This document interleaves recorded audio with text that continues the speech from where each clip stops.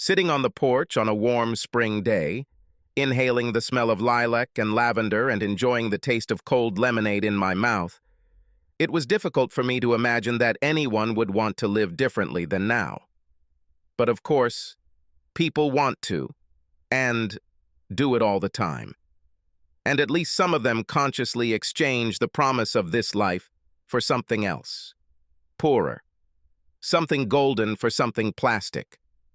There was nothing particularly unusual about Megan's and my courtship. We met right out of college, dated for a couple of years, fell in love, and got married. There was no real drama, and almost everyone who knew us said they were sure we would get married from the moment we first met. We may not have been the modern-day Romeo and Juliet, but most people thought we made a great couple, and spending time with each other was easy and fun, and we never got tired of each other. At least that's what it seemed to me. I guess our life as a married couple wasn't particularly remarkable either, but I was happy. She worked in publishing, and I got a good job as a programmer at a software development company. We rented half of a 2-flat house and were saving for a separate house. We had 2 cars, a big TV, and an aquarium with fish. We enjoyed the usual things, going to the movies, going out to dinner, dancing, and we had more than our fair share of sex. We were making plans for the great American dream, and as soon as we had enough money, we were going to have children. We talked about our future as if we could order it from a catalog.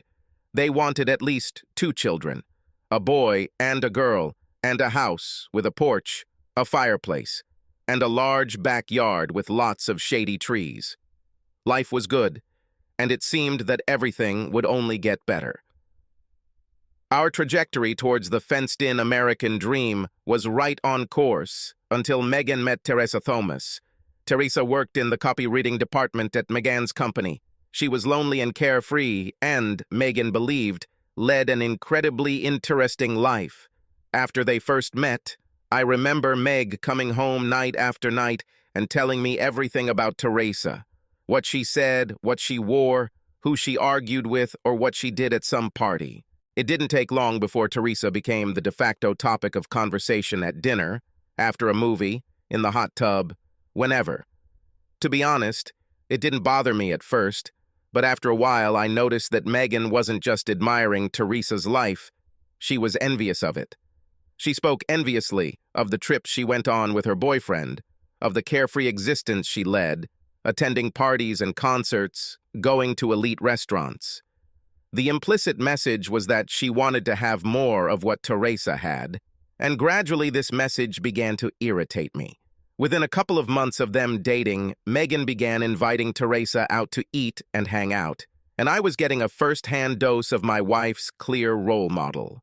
I will be the first to admit that she is pleasant-looking. She has smooth, olive skin, long black hair, a curvy, well-proportioned body and dark, piercing eyes.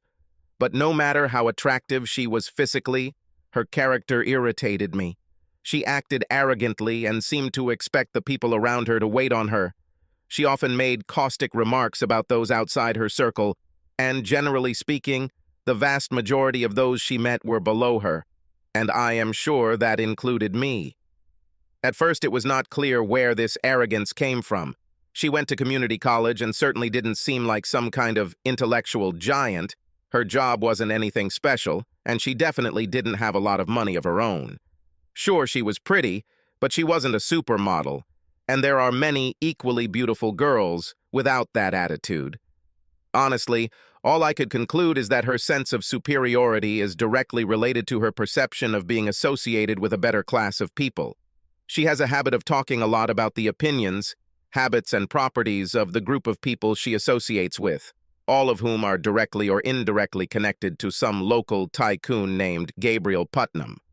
Teresa met Gabriel through a friend of his named Stuart, whom she met and started dating a year or so ago. Now they both spent a lot of free time in Gabriel's house, which turned out to be a huge mansion on the outskirts of the city. As far as I could tell, Gabriel had no accomplishments of his own. Apparently all his money came from being born into a family that controlled an obscenely profitable chemical company.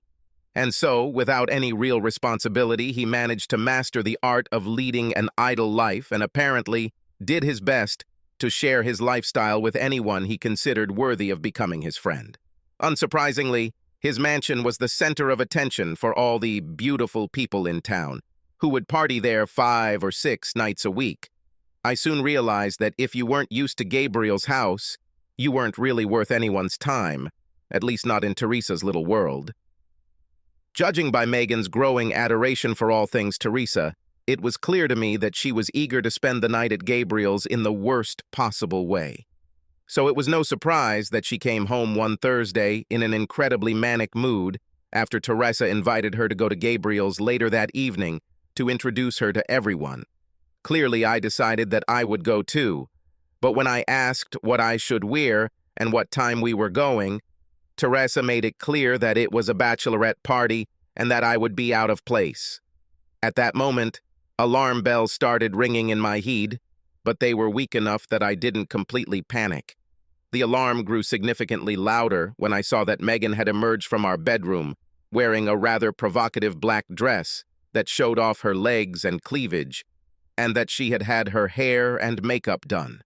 When she dressed up like that, she was breathtaking, and that evening, in a dress that showed off all her beautiful curves, she looked like a dream come true with sandy hair, brown eyes, and pale skin.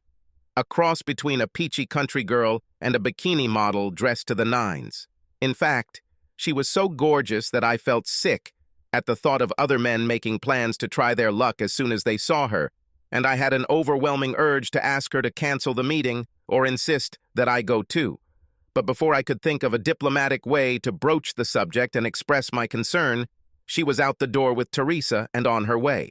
After she left, I didn't realize right away that waiting at home while she was having fun would drive me crazy, so I decided I'd better keep myself busy and thought I'd go to the football game with my buddies. My best friends were Greg Martin and Bill White, a couple of guys from our neighborhood whose company I could always count on. I had known Greg since college and Tom since we moved into their neighborhood, and together with their wives, Sally and Julie, we spent a lot of time talking.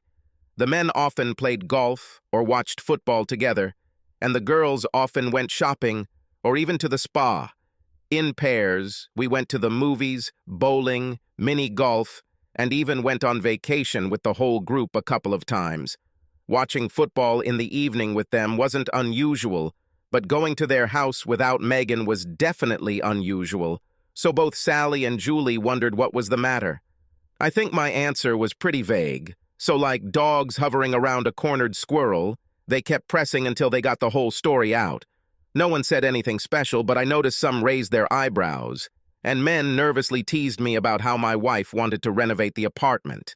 I laughed at the jokes, but didn't really think it was that funny, and I'm sure everyone was starting to sense my discomfort. Megan returned home around 11:30 p.m. and couldn't stop talking about the people she had met and what a good time she had.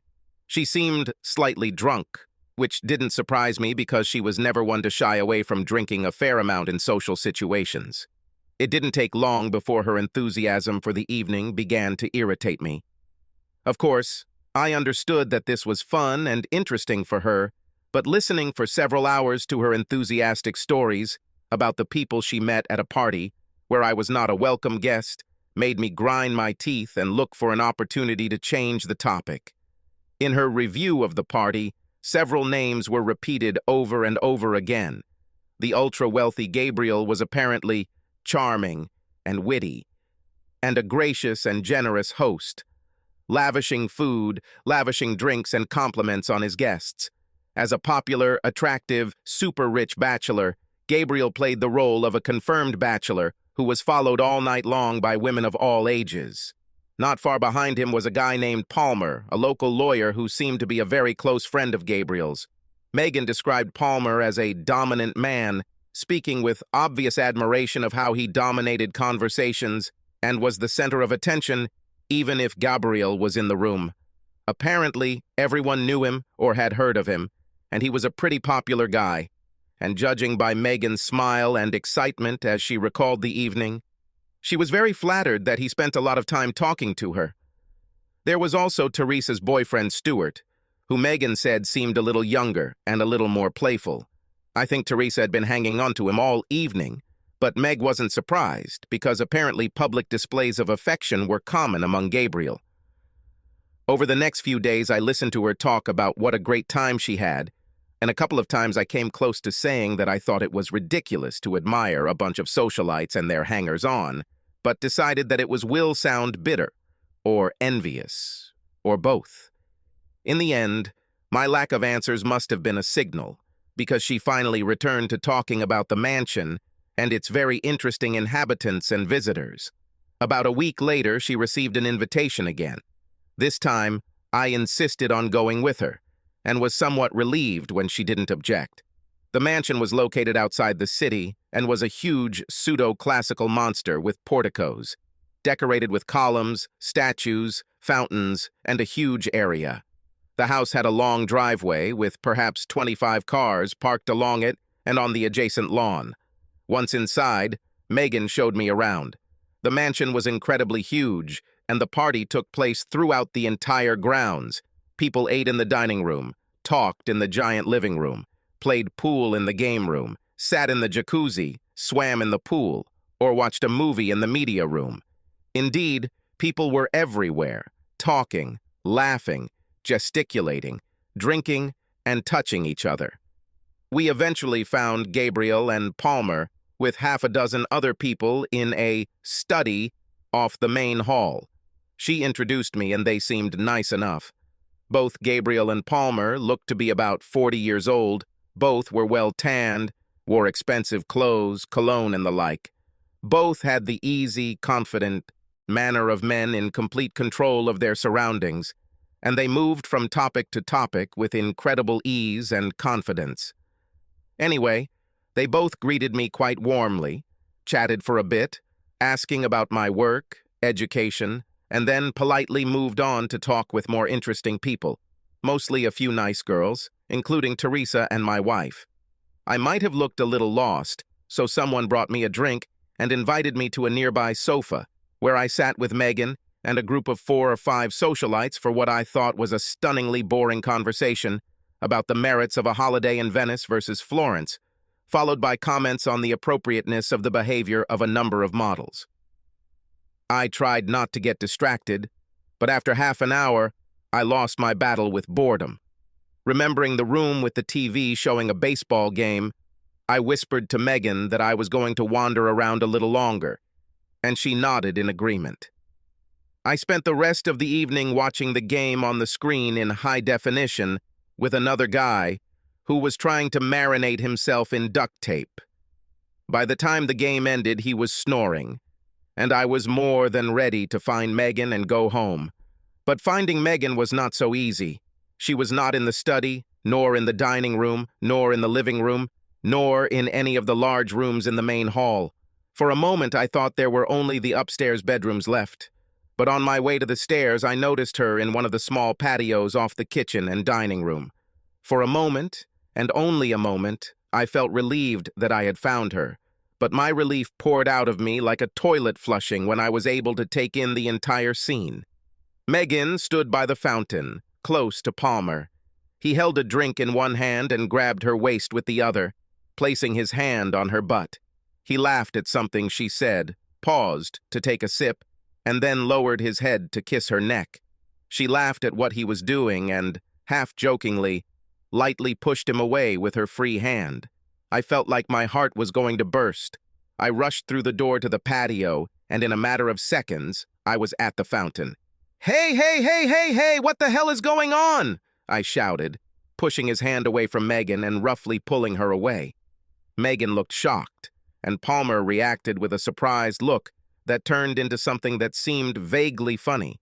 "I just like talking to your wife. There's nothing to worry about." "Well, stop having fun, idiot. You know she's married, and we don't do that kind of stuff." I think he was trying to look conciliatory, but all I could see was his smirk. Megan started to blush as I led her away, and I thought it was because of her own embarrassment at being caught in a compromising situation. I realized how wrong I was when she hissed in my ear, "Matt, don't be an ass. Palmer is a friend and one of our hosts. You're overreacting. Seriously, you're embarrassing me and you should apologize right now. I was stunned. I had nothing to say to that, so I muttered something about how he'd rather get a broken jaw from me than an apology, and continued dragging her off the deck, through the house and out to the car. We were both furious and were silent almost the entire way home. Finally, she turned to me and said, "What the hell made you humiliate me like that in front of my friends?" I answered, "Why the hell did you start kissing a guy in public?" "We didn't kiss. We were just flirting a little, and I don't see anything wrong with that. Your fucking overreaction is what it's all about." This argument continued for the rest of the trip, as we drove up the driveway to the house, as we got ready for bed, and right up until we both pretended to fall asleep. I was caught off guard by her behavior, but completely stunned by how she defended him. I asked myself 1,000,000 times if I was overreacting, if such things were really normal for a married couple, if I should somehow look at this from her point of view. But I couldn't, and remained amazed that she considered behavior that was clearly out of bounds for me to be normal for her. How can we see the situation so differently? By the next morning, things were still a little chilly, but had improved to the point where we could talk to each other. I thought about having a big conversation about last night, but I got lazy and decided to leave it as is. In fact, I think I talked myself into believing that she was so embarrassed by her behavior that she decided to downplay it. Otherwise, defending her behavior would make no sense to me. But when she again received an invitation to Gabriel on Saturday, I quickly suppressed any thought of her going there. We've already agreed on a barbecue at Sally and Greg's, which I think should be a lot more fun, and it would be very rude to cancel the invitation. Besides, I was still shocked by her behavior on Thursday, and really didn't want to give Palmer or any other guy another shot at attacking my wife.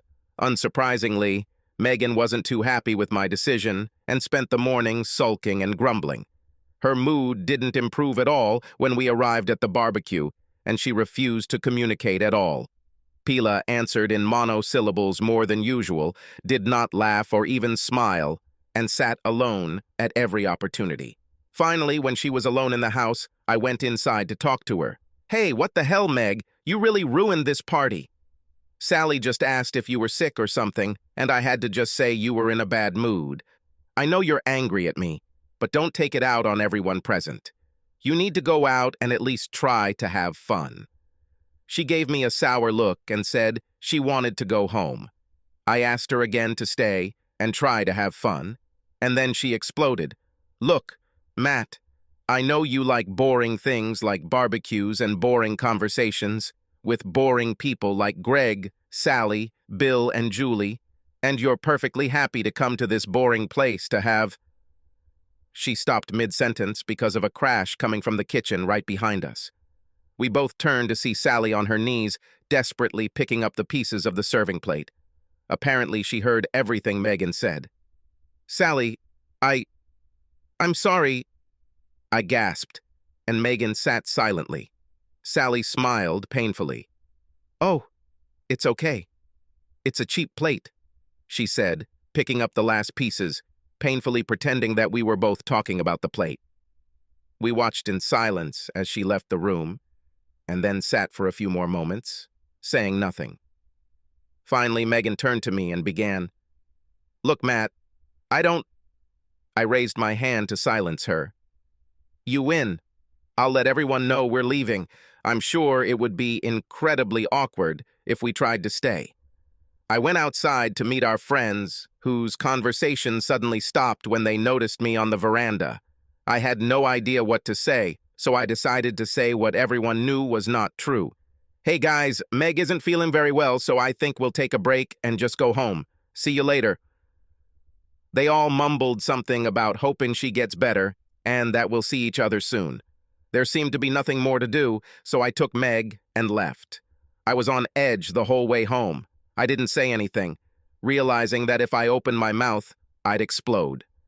She sat quietly, looking out the passenger window, but didn't seem particularly remorseful. No tears, no attempts to apologize or make excuses, nothing that would make me think that she was repentant. I was so confused by her recent change in behavior that I didn't even know how to start a conversation about her behavior, so all I could say when we walked inside was, "You really can be a little shit sometimes, Meg." She looked at me defiantly and simply replied, "Now you know what it's like to be embarrassed in front of your friends." We spent the rest of the evening in silence. Over the next few days, there was a gradual thaw, and by midweek, it seemed like everything was back to normal. Or normal. We talked, laughed, watched TV, and had sex. But the new normal included Teresa, so Teresa came twice during the week, and she and Megan spent those evenings watching TV, listening to music, and talking. The only thing that didn't happen that week was a trip to Gabriel's. I thought maybe Meg thought she was going a little overboard because she didn't even ask for it. But the next week, she brought it up, and by then I had cooled down enough to give the go-ahead. I don't really need another evening at the snobby house, but after what happened last time, there's no way I'd let her go alone. She made me promise that I wouldn't cause problems, and I made her promise that she would be more sensible with her flirting. The scene in the mansion was almost the same as before. Only there were half as many people. Palmer and I managed to shake hands and apologize, and the evening descended into a series of elitist conversations that, for me, could not have been more boring. Megan was being nice and I was bored, so we agreed that I would leave early and Teresa would take her home. Everything seemed to work well, and it became a once or twice a week pattern for a while. I would stay for an hour or so, talk a little, get bored, and leave early, and Teresa would bring Meg home later. Megan seemed happier, and I found myself adjusting. It seemed like a win-win. It was around this time that things started to heat up at work. There was an important update to some software that was already released late, and it turned out to be very, very buggy. I was removed from all my normal duties and tasked with fixing this glitch, and, as usual, I didn't get much help. My boss made it clear to me that it would be great for my career if I could turn things around within a couple of months, and also suggested that if I couldn't, they might have to look elsewhere. So naturally, I knew I would be spending a lot of time at work after hours and on weekends. This was not the first time I had to spend a lot of time at work for an extended period of time, and I expected Megan to cause a row. In the past, when this happened, Megan would start swearing and make me promise to compensate her with a nice vacation or something like that. But this time she didn't complain much and said she didn't mind if she could hang out with Teresa and the rest of her new friends when she got lonely. I probably should have had some serious doubts about this, and I probably did feel a little uneasy. But I knew that if I left her alone at home night after night with nothing to do, it would become a big problem. So I made her promise to behave and accepted the idea that she would often spend time at Gabriel's without me. Over the next few months, I worked on the project, not only getting rid of bugs, but also making a couple of updates to the code itself. I was happy with my job, and so was my boss, so everything was good at work. Everything was fine at home, too. Meg and I didn't fight at all, and when we had time to be together, we got along great. Indeed, apart from the limited time we spent together due to work, everything was almost the same as before Teresa arrived. Maybe the only thing that was a little different was the sex. What we did and how we did it hasn't changed much, except that Megan was now truly into the atmosphere. She made sure that candles were burning, flower petals were on the bed, or pleasant music was playing. To be honest, things like that didn't turn me on, but she also started wearing underwear before and sometimes during sex. And I loved it. Corsets, garters, catsuits, heels, leather, she wore all kinds of lingerie, and it was all like meth for my libido. Seriously, just the mental image of her laying on the bed in some sexy lingerie and maybe a thin layer of oil on her body was enough to send me completely over the edge in the middle of work. Of course, I didn't want to upset the apple cart, but I wanted to know how the outfit change happened. So one evening, after a particularly hot session, during which she wore a sexy corset, I had to ask where she bought it. I bought it with Teresa at the Guinevere store. Do you like it? Like. In fact, I really like everything you wear to bed lately. I hesitated slightly. What inspired you to start wearing these outfits? Oh, mostly conversations with Teresa. She always dresses up for Stuart, and after hearing the results she was getting, I wanted to give it a try. She smiled. You didn't seem to mind, so I continued in the same spirit. Yeah, I definitely don't mind, I said, looking at the way the corset lifted her breasts. You see, Teresa isn't so bad. You should be gentler with her. She knows what she's talking about when it comes to the bedroom, and that's good for you. Yeah, I guess I can't argue with that, I said, watching her breasts rise and fall over the corset along with her breathing. Very briefly, an alarming thought flashed in the back of my mind. What if I'm not the only one benefiting from Megan's newfound love of lingerie? Well, after a couple of months, I finished debugging and refining the program, and it was finally released, proving to be so successful that my bosses promoted me, gave me new responsibilities, and a raise in salary. However, the trade-off was that even though I was working less than during the debugging crisis, my hours were still longer than before. Thus, to some extent, we continued to work according to the pattern that had developed in previous months. We had a little more time to spend together, but if I had to work late, Megan would go to Gabriel's party, which usually happened a couple of times a week. Valentine's Day was approaching, and I got it into my head that I wanted to buy Meg more underwear. She loved wearing it. I liked looking at her in it. This seemed like a great idea. So when I came home a little earlier than expected one evening and found a note saying she was out with Teresa, I decided it was a good time to go shopping with Guinevere. Megan had a particularly sexy black corset that I was delighted with, and I decided that I would like to see her in red. But finding the right size for clothes is always a problem for me, so I decided it would be better to look at the tag on the corset or even bring it to the store to compare before buying anything new. The problem, however, was that I couldn't find the damn thing. I looked through all her drawers, in the closet, in the laundry room, basically everywhere. I sat there trying to decide where else he could be when a disturbing thought came into my head. Maybe I can't find it because right now it's on her. At first I dismissed the idea, but the more I thought about it, the more likely the possibility seemed to me. And then an even more terrible thought came. If she wears it, then for whom? And what are they doing? My mind was now racing between the belief that she was having fun with some man at Gabriel's and the decision that I was being paranoid and that there had to be some other explanation. Eventually, the suspicious part of me began to win. I called her cell phone, but it went to voicemail. Then I called Teresa's phone, and it also went to voicemail. I couldn't think of any other way to find out what was going on other than to find Megan and find out what she was doing, and that meant going to Gabriel. I hesitated for a couple of minutes, wondering whether I should look for her and confront her, but in the end I realized that I had to find out everything. I got into the car and drove to Gabriel. When I pulled up to the house, there were only half a dozen or so cars parked in the driveway. When I saw that one of them belonged to Megan, I knew I was on the right track, but my heart sank to my stomach, and I felt like my life was starting to fall apart. I parked, walked leisurely up the driveway, and knocked on the door, which was opened by Geordie, a huge, affable black man with a shaved head whose job it was to keep things quiet and safe. I thought about pushing past him to get in, but although I'm a pretty big guy, Geordie is 4.5 kilos more muscular than me, and I knew I wouldn't get far. I decided to act as calmly as possible, said hello, chatted a little, and pretended that they were waiting for me. He recognized me from previous visits and did not interfere when I walked past him into the house.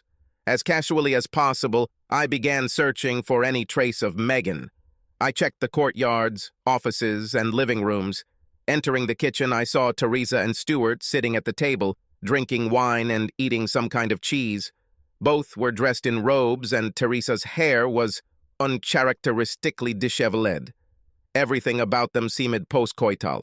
When I entered the room, she raised her head, her mouth opened in surprise, and I thought there was a hint of concern in her eyes.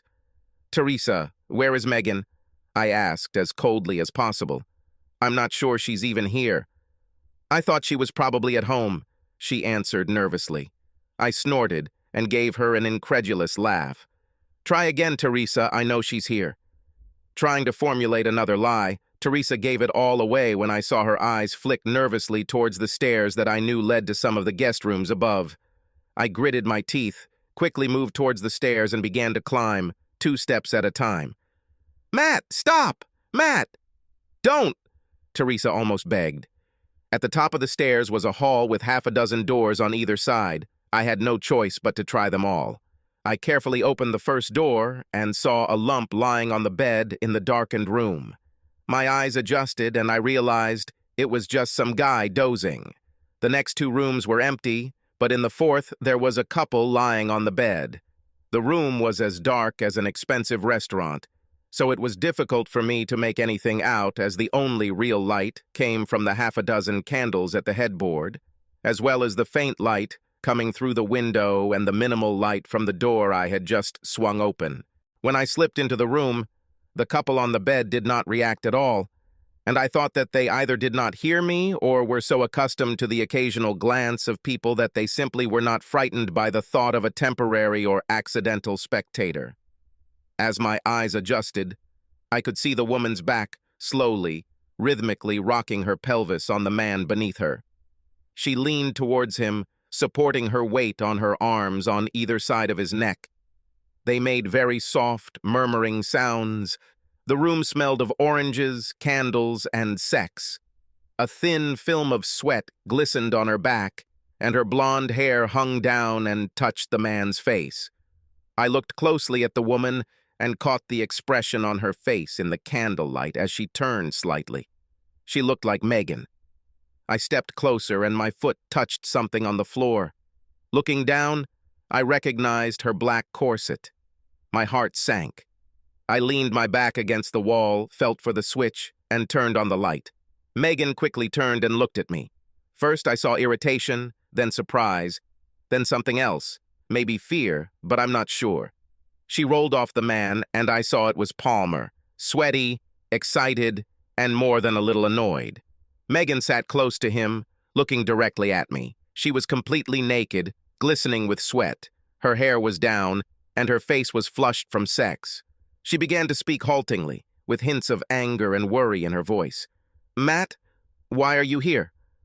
"I came to see my wife," I said decisively. "It's good to see you, dear." We stared at each other, searching for something, anything, that would make this situation understandable or acceptable. I saw that she was on the verge of tears, and although I didn't realize it at the time, I think I had already crossed that line myself. But along with the pain, I felt anger growing inside me, white, hot, and explosive. I felt my fists clench, my jaw clench, and my nostrils flare. I purposefully stepped towards the bed, towards Palmer, and saw fear in his eyes.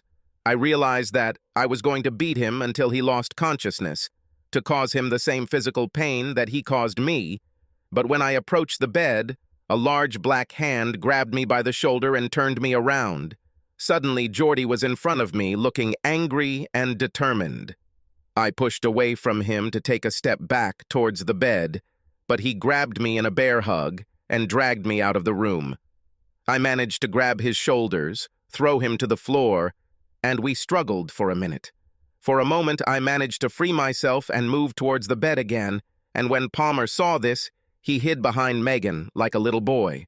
But Jordy caught me again, and this time was able to pull me back into the hallway. He pressed me against the wall and spoke in a quiet, serious voice. "I can't let you do this, boy. This is my job. But think for a second. Just think. This guy is certainly a first-rate asshole, and sending him to the hospital will probably make you feel better for a while. Or worse. But is it worth a prison sentence? Is it worth it? Will anything change if you hurt him, or will you kill? Think, boy, think." I continued to struggle with him for a minute or two, but his words penetrated my soul. I won't achieve anything by talking or fighting. My shoulders slumped in surrender. Shit. That was all I could say. I looked into his eyes and nodded. He let me go, and I walked down the corridor. Almost at the end, I turned and saw Megan at the door, in a robe, looking after me. "Sorry, Matt," she said. "Bitch," I answered, and saw tears gathering in her eyes. She didn't follow me when I walked down the stairs. At the bottom of the stairs, I ran into Teresa, still in her robe. She looked uncertain and perhaps a little worried. "Don't do anything rash, Matt. She loves you. Do you love her? Don't ruin it all." I looked at her and laughed bitterly. Without answering anything, I left the mansion, got into the car, and drove home. When I got home, I felt defeated. I didn't have any thoughts about what I should do now. Pack your things and leave? Should I pack her things? Wait until we have a serious conversation? Hire a lawyer? Get a gun? Lying on the couch and staring at the ceiling, I obsessively and unproductively considered the merits of all the options, my mental indecision playing against a confused emotional backdrop of anger and heartache. Time flew by, and I was still lying on the sofa when Meg came home about an hour later. Her arrival freed me from having to make a decision about what to do next. The option of a big discussion was the first step. She was crying and had no makeup on, but her hair was damp, and I knew she had taken the time to shower. I stood up as she entered the living room, and she carefully sat down in the chair opposite the sofa. She looked at me with sadness and uncertainty, and I thought that perhaps she decided that I would start the conversation. At that moment, I didn't know what to say, so I waited for her. "Matt, I'm sorry you saw that. I know how much it must hurt, and I'm sorry. I never, ever wanted to hurt you like this. You know this, right?" I was processing the little she had just said. "I'm sorry I saw this. I'm sorry it hurt." I didn't hear any regret that she did it, or even a hint that it was a mistake that would never happen again. It took me a minute to calm down and gather my thoughts to answer. "Well, it really hurts. It really fucking hurts." I looked at her reaction, but nothing changed. I realized that I had to know what she was really thinking about, what she was planning, because any plans I had were completely dependent on her. I felt that she had all the cards in her hands. "So, Meg, what will you do? Will you take your things and move in with him?" "What?" She looked shocked and responded aggressively. "No, Matt, God, no." She paused. "I love you. I love being your wife. I feel bad that I hurt you. I want everything to remain as it is."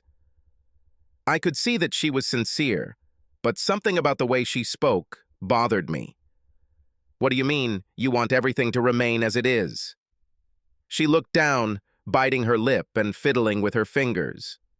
It seemed to me that she was not sure what she wanted to say. "Listen, Matt, you're all emotional right now, and I don't think now is the best time for this. You bitch got it right. I'm pretty damn emotional right now, and I guess you could say I want to clear something up." I practically spat out the words at her. She seemed a little afraid of my aggression and anger, but her eyes did not leave mine. "Okay, what do you want to know, Matt?" "Well, first of all, what the hell is your relationship with Palmer? Are you in love with him or what?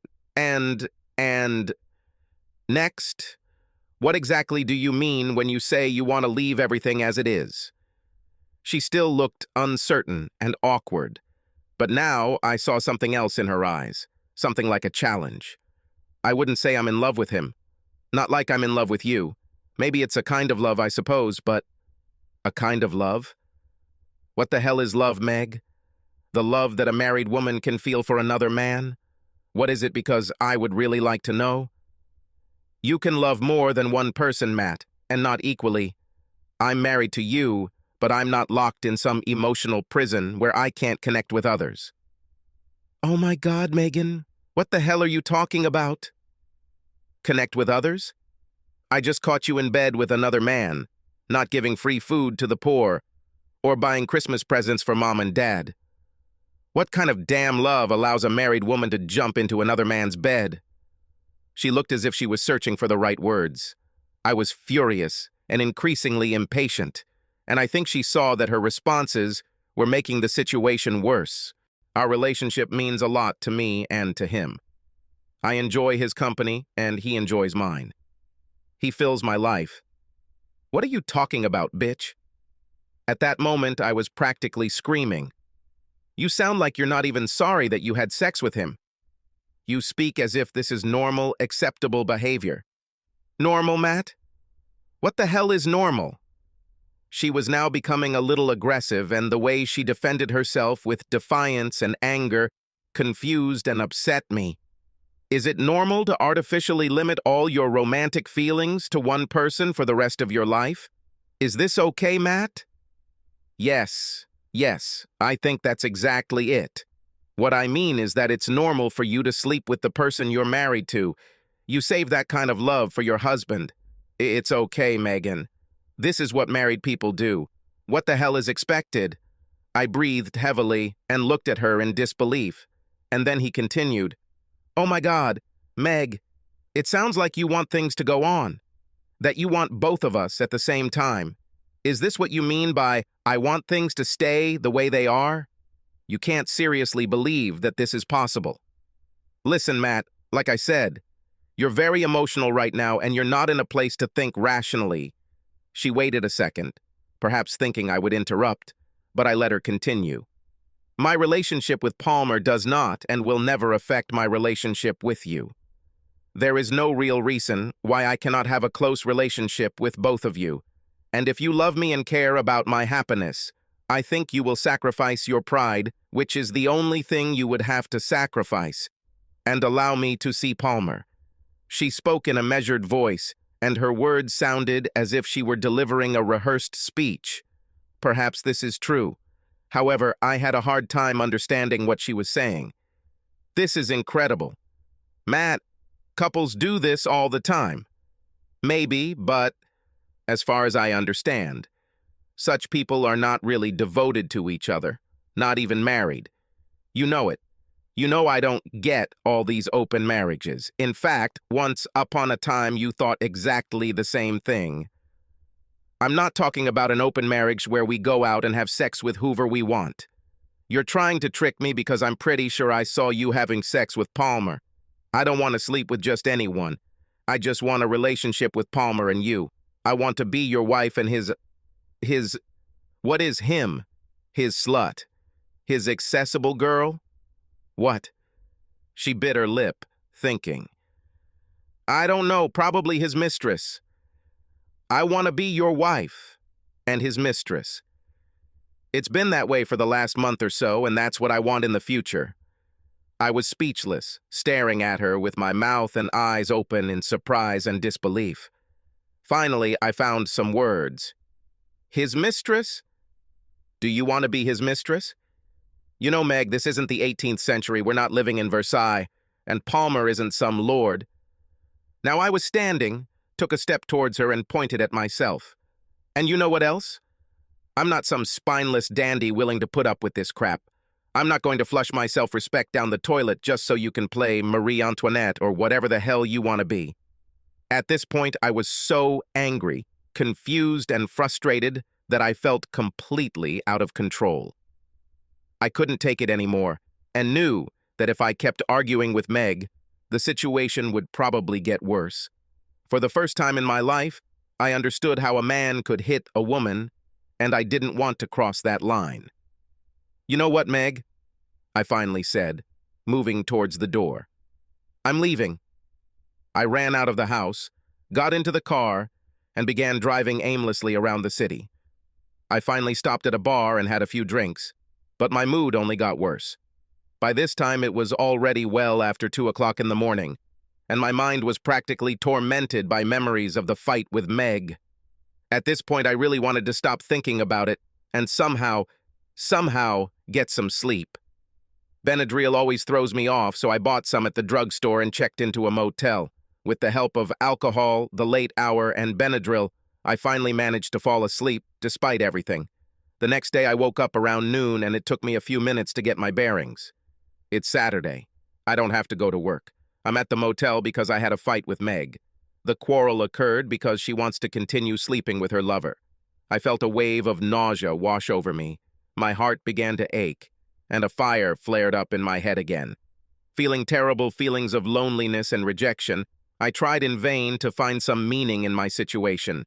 Almost passing out from anxiety, I realized that I was desperate for perspective and advice.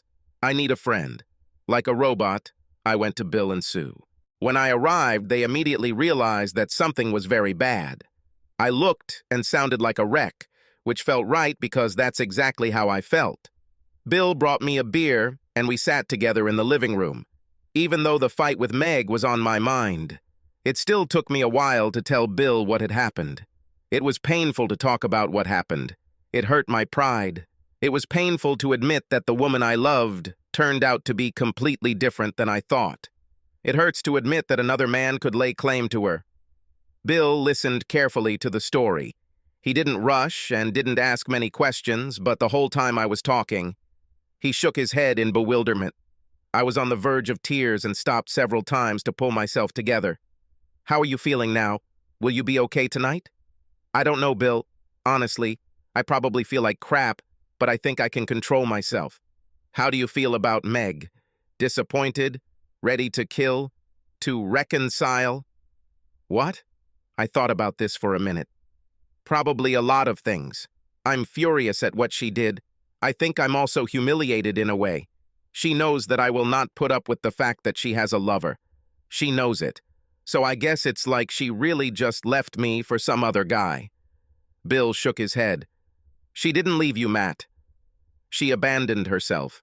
She left who she was before and became someone else. She is no longer the same as before. I think so. Ted thinks so. And so do the girls. The current Meg is really not the same woman you married." This made a lot of sense to me, and I nodded, thinking about his words. Bill patted me on the knee, stood up, and said, "Wait a second." He went into the kitchen, came back with a card, and handed it to me. It was the business card of a lawyer named Charles Taylor. "Look, I don't know if this is necessary, but I think you should at least think about some legal issues. This guy is pretty good," Bill explained. "He helped my brother-in-law with his divorce, and I think he'll do the same for you. As far as I can tell, if it comes to divorce, the two of you shouldn't have much to fight about, so you won't even need a lawyer. But if her boyfriend is a lawyer, I think you'd be better off calling someone like this guy to even things out just in case." What he was saying made sense to me, and I told him I would call Taylor on Monday morning. I stayed with Bill and Sue until almost midnight, and, declining an invitation to stay the night, drove back to the motel and fell asleep there. The next morning, I went home to pack my clothes and belongings. Meg wasn't home and left a note explaining that she tried to call me but couldn't because I left my cell phone at home.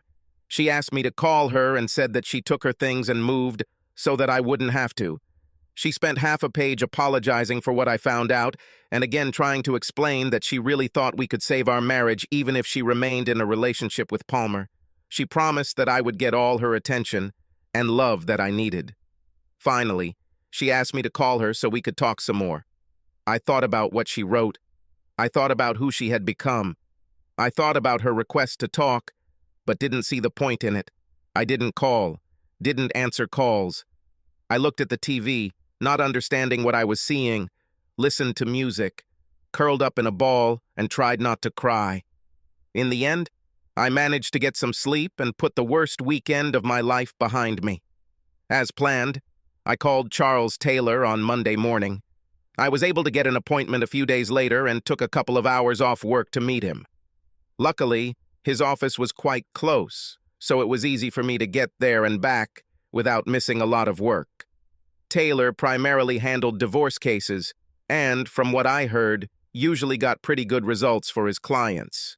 He was not a scorched earth man, but he had a reputation for defending his clients' interests without starting a war. I was angry, of course, but if I was going to start exploring legal remedies, I wanted to make sure I didn't burn any bridges in case Meg came to her senses, and I changed my mind. We analyzed the facts of our marriage. How long have we been married? What do we have in the bank? How much did I earn? How much does Meg earn? What do we own? He said that the reason for the divorce doesn't really matter, especially since we don't have children. I could be a Satanist with a methamphetamine addiction, or she could be a woman of easy virtue who constantly brings home sexually transmitted diseases, and it wouldn't change the outcome much. However, he wanted to hear my story. I didn't know if he was just curious or if he thought history would help him decide how he should introduce me, So I took my time and told him about the events of the last few months. He listened quite attentively and nodded or shook his head to indicate agreement or disagreement with what I was saying. When I mentioned Palmer's name, a look of recognition appeared on his face. "Are you talking about Palmer Atkinson?" "Yes, about him. Do you know him?" "I think he's a lawyer." "Of course, we studied together at law college in the same class." He paused for a moment, deciding whether to provide any more information. "You know, his real name is Peter. He goes by Palmer because he thinks it sounds more sophisticated or something." "No shit," I laughed briefly. "I think for him it's all about looks." "Yes, mostly. He's not the type to work hard. I'm sure he finished at the bottom of our class, and I highly doubt he ever passed the exam. As far as I heard, he never practiced law. I was a little surprised when I heard this. He seems to live a luxurious life. Nice clothes, a nice car. How does he earn money?" "Yeah, well, his wife is sort of an heiress. So I guess he won the marriage lottery, so to speak." I was stunned. "His wife? He is married? Is it true? What the heck?" Taylor frowned. "Sorry, I thought you knew about it. Yes, I'm sure he's married, or at least I'm sure he was married." He sat back down. "Do you think it would matter to Megan if she didn't know?"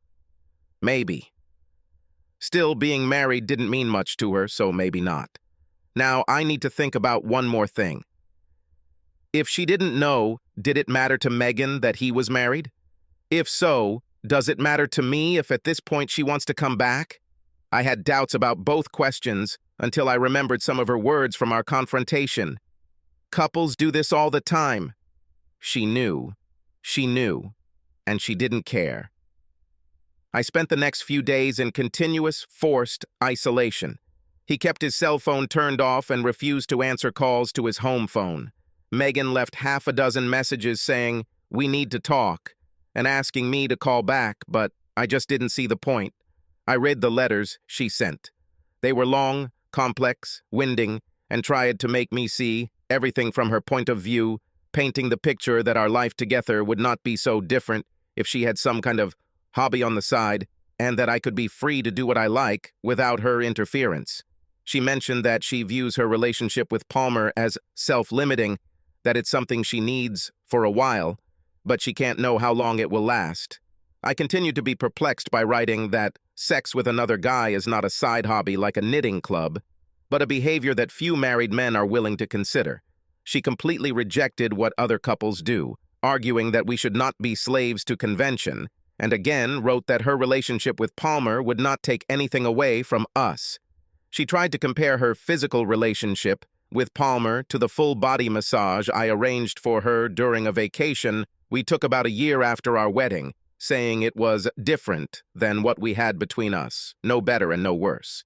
She further noted that he has interests in common with her, such as travel and cultural activities, which I do not share, and that her relationship with him helps her satisfy these interests. She claimed that her relationship with him was somewhat similar to the ones I had with Bill or Greg because we had common interests in sports that she could not share with me. At that point, I became so upset that I stopped responding, and, as with her phone calls, I began to ignore her emails. I felt like I had to do it. It felt like we were speaking different languages. About a week after my visit, Teresa came to see Charles Taylor. She showed up right after I got home from work, dressed in jeans and a winter jacket, sunglasses on a knitted cap. I decided not to invite her in. "What do you need, Teresa?" I asked sharply. She looked at me with barely contained hostility. "Why don't you talk to Megan?" "I think we've already said everything we wanted, Teresa. At this point, I have all the information I need, and I honestly don't want to hear any more about her relationship with Palmer or how she wants to be his whore or how I should be very happy to put up with this crap. I wonder what kind of woman Palmer's wife is that goes along with this crap." I deliberately used a harsh tone, trying to make it clear to Teresa that I was hurt and angry, and in any case not in the mood to make up, but she was not stunned. "You know, Megan actually knows his wife, Matt. They get along well. In fact, they understand each other very well, because she herself has several boyfriends. She lets Palmer do what he wants to be happy and gets the same attention herself. She's just not a possessive ass like you." Teresa thought for a moment, and then softened her voice a little. "Look, Matt, Meg loves you and you love her. And just because she has an interest in another guy, you let your ego get in the way and try to ruin a perfectly good relationship. It won't be good for anyone if you continue like this. Really, Teresa? Is that all you can say? This is pretty much the same argument Megan used last week, so I'm a little curious. Are you using her words, or is she using yours? I really wanted to know the answer to this question. So much of this is Teresa's influence, and so much of this kind of hidden fantasy that Megan has always had, but which I just didn't know about. Did Megan mutate into another Teresa, or was this alternate personality always there, just waiting to come out under the right circumstances? However, I didn't get any hint from Teresa because she completely dismissed the question. What difference does it make who uses whose words? The fact is, just because you can't accept the fact that Megan has some needs that you can't meet, you're ready to torpedo your entire relationship. It actually looks pathetic. I knew she was trying to get under my skin by saying I couldn't meet Meg's needs. And to be honest, that's exactly what happened. Sex with me obviously wasn't enough to satisfy her physically, and my social skills weren't enough to pass the test either.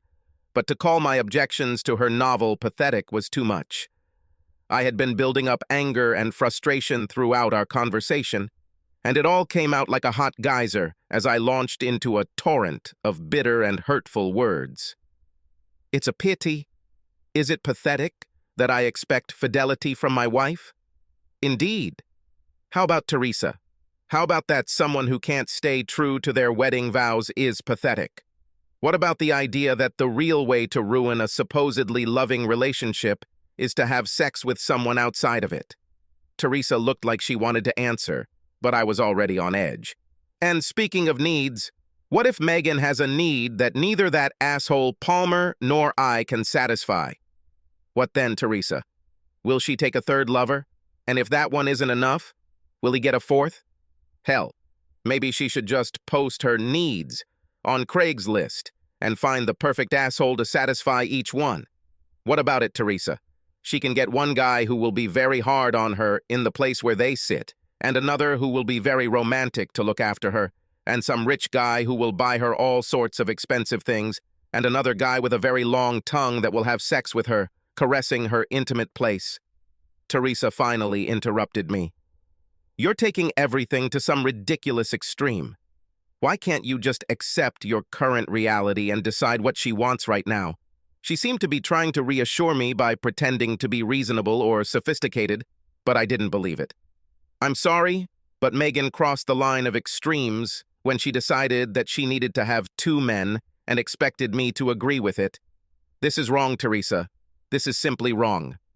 I stopped and thought for a second, catching my breath, and when Teresa didn't respond, I started over.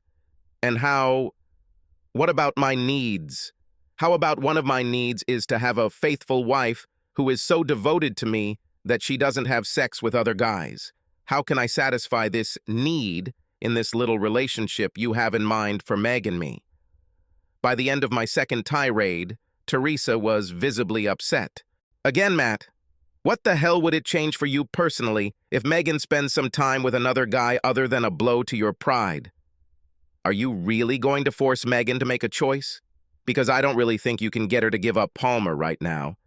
And even if you could, she'll be mad at you forever and she might end up dating him or someone anyway. Something like him. Why force her to make this choice? Why can't you be happy with what you have now? With what you've had for the last couple of months? Were you really that unhappy? I was tired of arguing. I was sick of Teresa, and reflecting on her words, I realized that neither she nor Meg realized what state my mind is in. Suddenly the choice seemed clear to me, and I shook my head and said in a humble voice, I'm not going to force Megan to choose. You will not. She seemed a little puzzled, and maybe a little hopeful that she had managed to get through to me. No, I am not going. I pointed towards the kitchen. Wait a second. I have something I want you to take to Megan. I quickly walked into the kitchen, took Charles Taylor's business card, and returned to Teresa at the door. Here, give this to Megan. This is my lawyer's business card. If she stopped by his office in the next couple of days, she could sign the divorce without having to be served at work. This will save her from embarrassment. Teresa stared at the card in disbelief. Wait, what is this? I thought you just said you weren't going to try to get Megan to give up Palmer. I shook my head in mocking disbelief. You and Meg just don't get it, do you, Teresa? No, I'm not going to force her to choose, because there is no choice anymore. I think you both think there's some kind of negotiation going on, but that's not the case. The marriage is over, and I think it happened when she slept with Palmer. And honestly, if it hadn't been done, when I saw how much she disrespected me for thinking I'd agreed to it, well, that pretty much made everything absolutely final. Teresa's surprised look gave way to understanding and perhaps a little fear. You're not even going to fight for your marriage? People are working on these. At this point, I just laughed.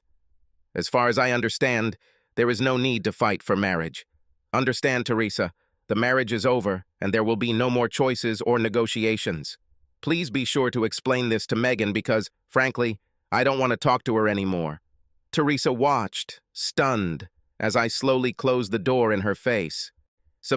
I discovered that ending a marriage is not as simple as closing the door.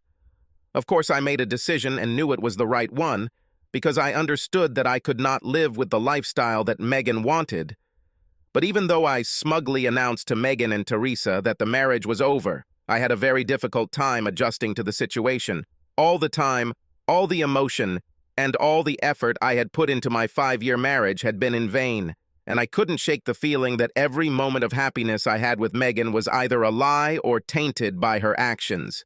It seemed like everything I did and everywhere I went reminded me of Megan and happier times. I found myself leaving the restaurant without finishing my meal because my dish was the same one I ordered the night I asked her to marry me. The tulips blooming next door were a painful reminder that they were her favorite flowers. Labrador is her favorite dog, rock is her favorite music, vanilla is her favorite smell. Sunny days reminded me of days spent outside, hiking, gardening, or just taking a walk. If it rained, I remembered lazy days by the fireplace, snuggled in a blanket, slowly giving in to the urge to make love. It became impossible for me to sleep in our bed, eat at our table, or even live in our duplex. And eventually I had to move out of our house entirely. Honestly, I was completely miserable, and I wanted to believe that she felt the same loneliness and loss that I did, and that she would at least express some kind of regret. The marriage was over, I knew it, and I knew it was my decision, but I desperately wanted some sign, some signal, that she cared about our relationship and that, on some level, she deeply regretted her choice. Unfortunately, other than a few half-hearted attempts to get me to change my mind, she had essentially given up, and it was clear that she was more than willing to quietly leave our marriage. I knew it was probably easier for her because she had a lover, someone she could be with, who dulled the pain and made it easier for her to move on. It seemed unfair to me that Megan continued to live with half of what her life had become while I was left without something of mine, especially since the half she had included something new and apparently exciting. Although I did not and could not know everything she did that summer before the divorce was finalized, I knew that she spent most of her free time with Palmer and Teresa and their group. He also knew that she had gone on vacation with him at least twice, once for a weekend in San Francisco and another for a week in Europe. If she missed me, her new lifestyle certainly alleviated the pain. The divorce was finalized a few months after my conversation with Teresa on the doorstep, and without any particular difficulties. The financial aspects were quite simple. Since I was initially living in a rental property, I had to give her some money for the furniture we owned. But other than that, everything went pretty smoothly. Each of us received half of our savings, our clothes, and other personal items. She took her car, I took mine. Despite the fact that I was the one who initiated the divorce, I could not shake the oppressive feeling that it was insanely easy to end a marriage that, as we promised, would last until death. And while I was already having a hard time adjusting, I was surprised at how empty I felt when we finally signed for the divorce papers, and I watched Megan walk out of the lawyer's office, no longer my wife. I was staring into space, thinking about how strange and sadly surreal and clinical the divorce process was when I heard Taylor clear his throat. I looked at him and saw a worried look. "Are you okay?" he asked. "Yes, I'm fine. But what?" "Well, you don't look normal."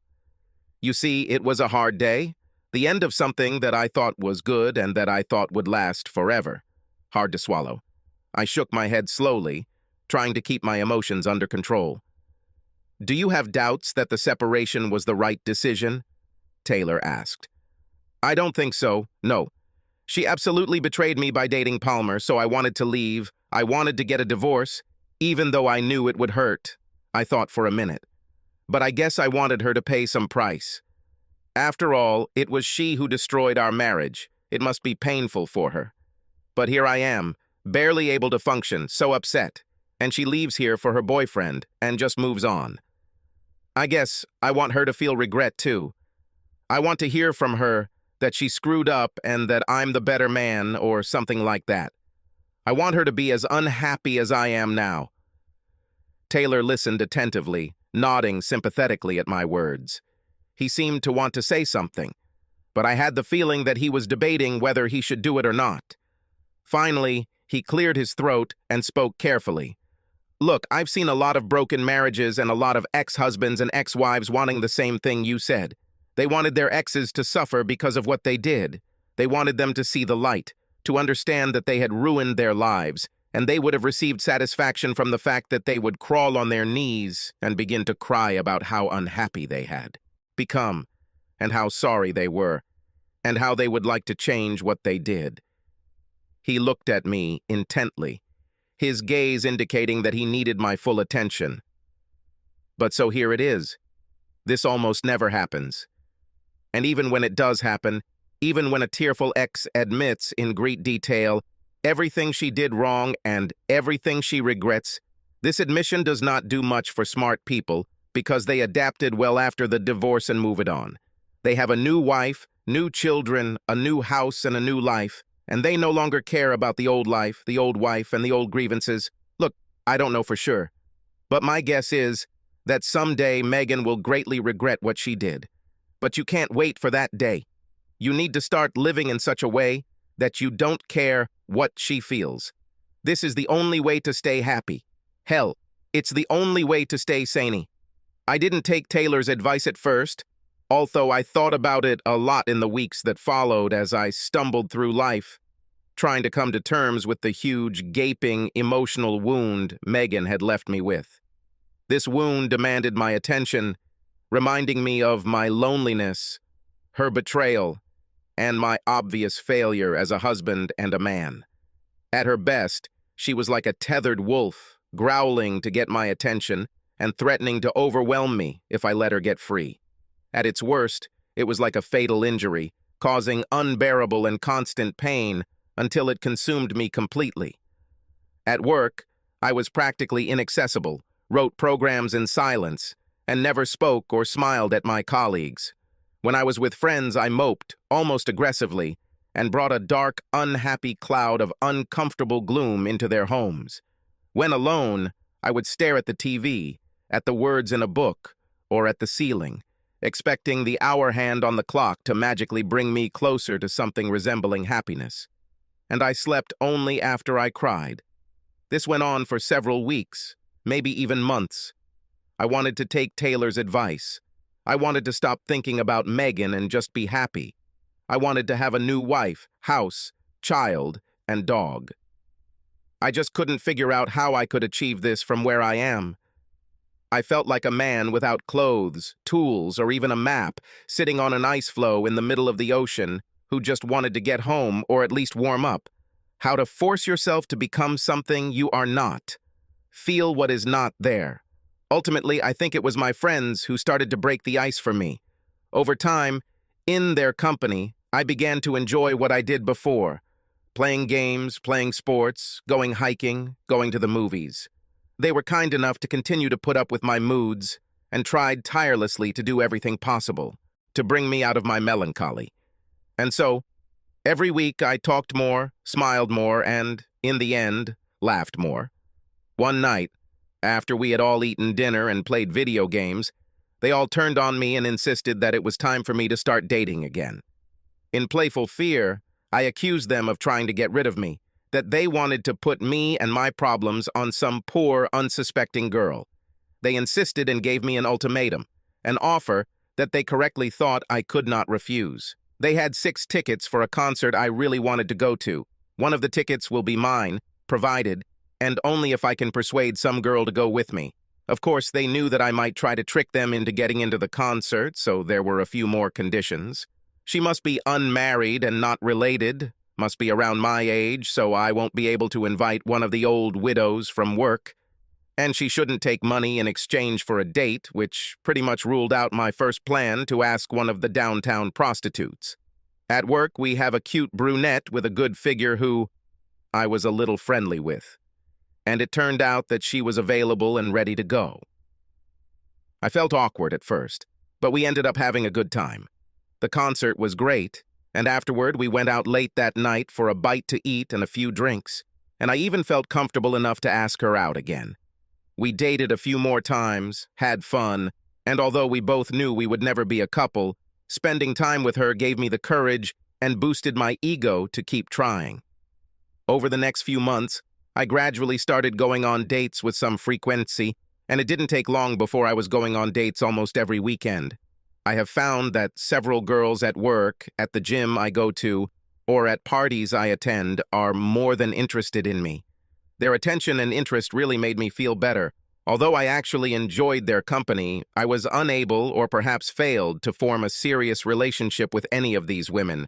I got close enough with a couple of them to have sex, which was mostly very good and sometimes even a little wild. But this was purely recreational sex, not the kind that grew out of a desire to become really, truly intimate, the kind that you have with someone to show them how you really feel about them. This kind of sex can only happen with the person you want to marry. All this time I found time to communicate with friends. We were doing normal things, and they were asking me about all my latest dating adventures. Sally and Julie in particular were interested in which of them I really liked and who I was, thinking about getting into a serious relationship with, and were invariably disappointed when I didn't get into a relationship.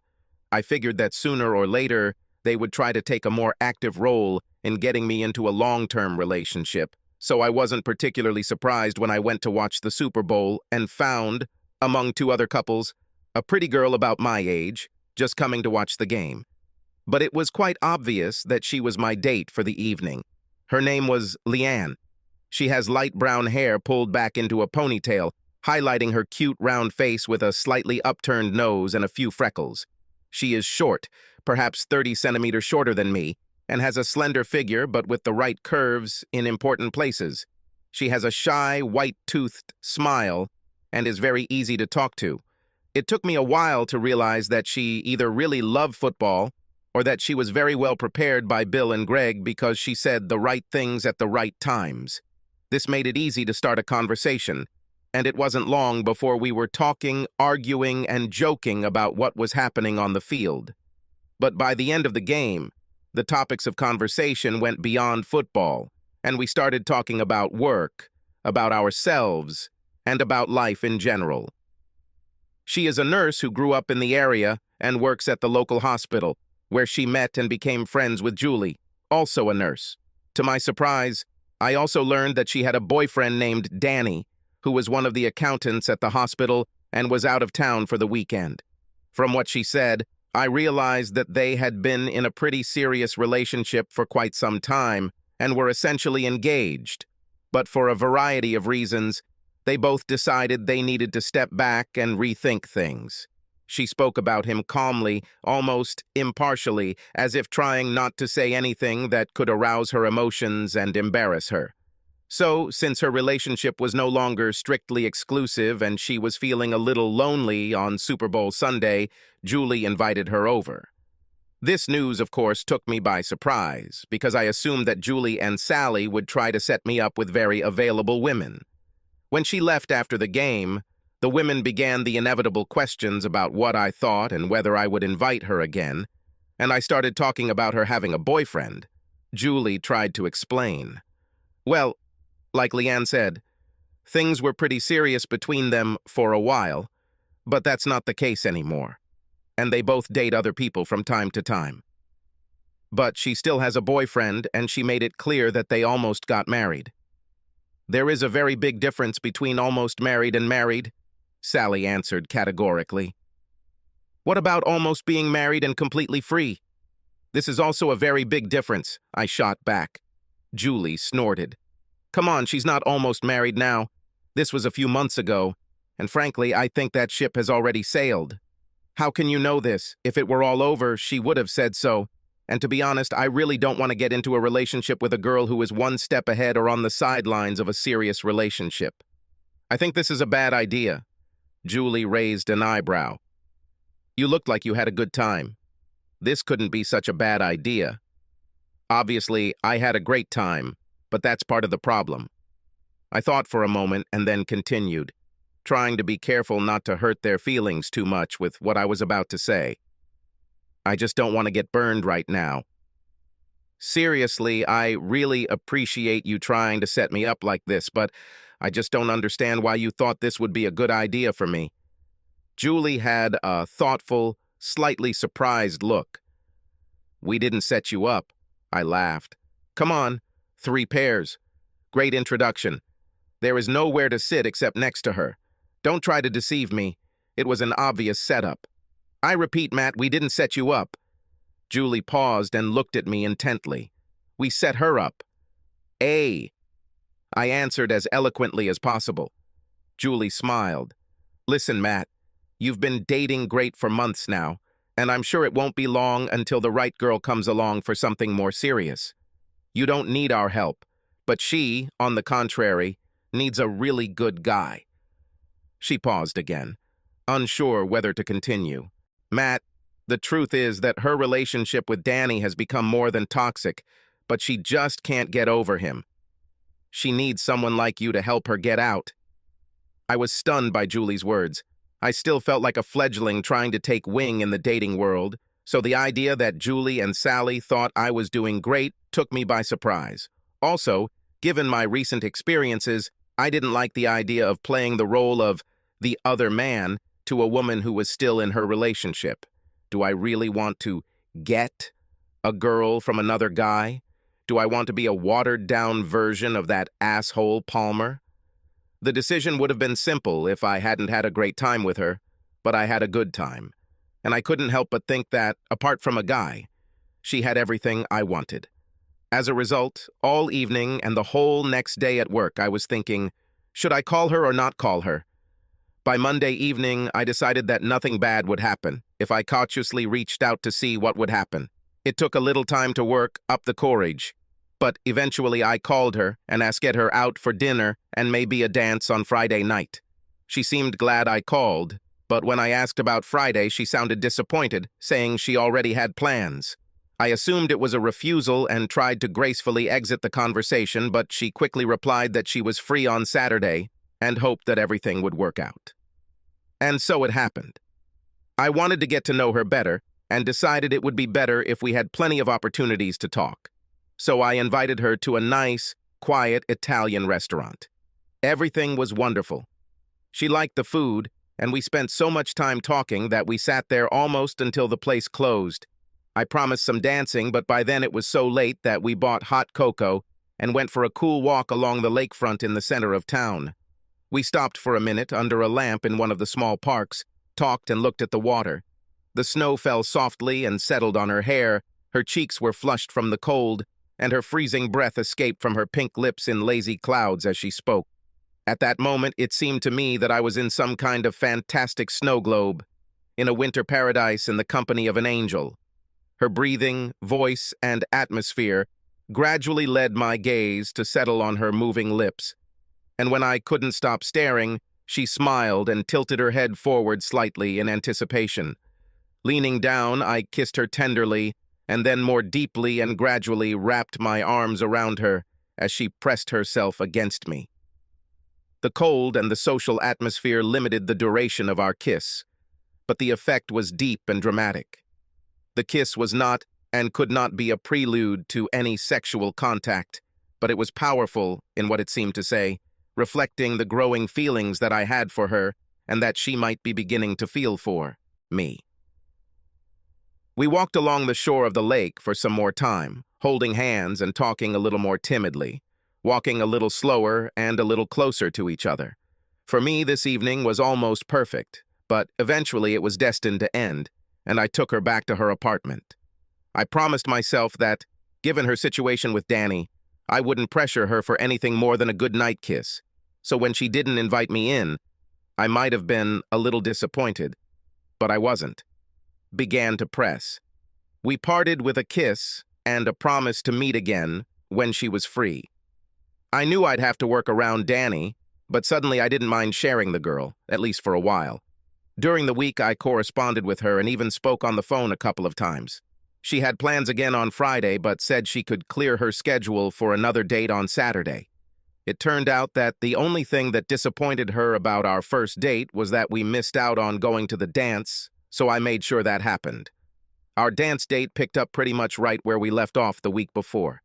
We sat and talked through about half the fast songs, but hardly skipped the slow ones, dancing close and so comfortable that it seemed like we had been together for a long, long time. But as good as I felt about her, it struck me that I had felt this way before, and I was a little worried that if I did fall in love with her, I would be extremely vulnerable to more heartache. I wanted to be with her, but I had to protect myself.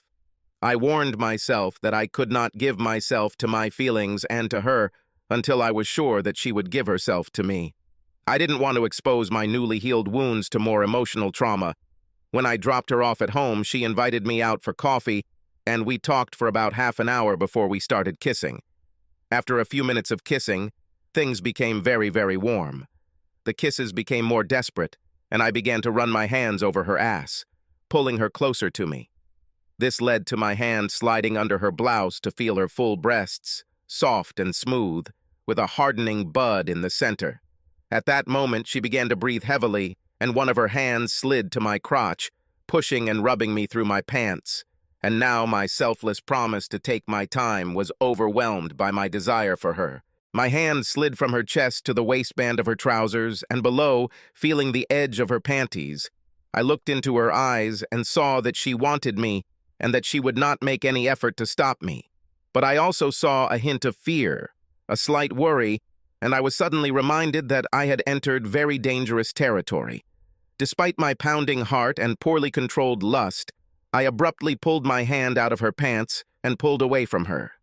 "Leanne, I guess I should go." There was a strange combination of disappointment and relief in her gaze. "Why, Matt? Is there something wrong?" "Listen, I don't think I can control myself, and things are moving fast right now. Faster than it should be. I think maybe we should slow down." Her slow smile spread across her face, and then she laughed. "Isn't that the kind of thing a girl should say? Are we playing a role reversal game? Should I tell you that everything will be fine, and that in the morning, I will not stop respecting you?" This made me laugh. "I guess most guys don't give up that kind of thing very often, do they?" She continued to smile. "No, unless they are gay. You're not gay, are you, Matt?" She laughed again. "No, Leanne, I'm not gay, and I think the bulge in my pants should be evidence number one against this idea." I smiled, but I could see that she needed some explanation, some idea of what I was getting at. I bit my lip, trying to find the right words to explain my situation. "That's the problem for me. I don't think I couldn't think of a way to finish, so she tried to help. "Do you think you're not yet ready for sex after a divorce? Is that all, Matt?"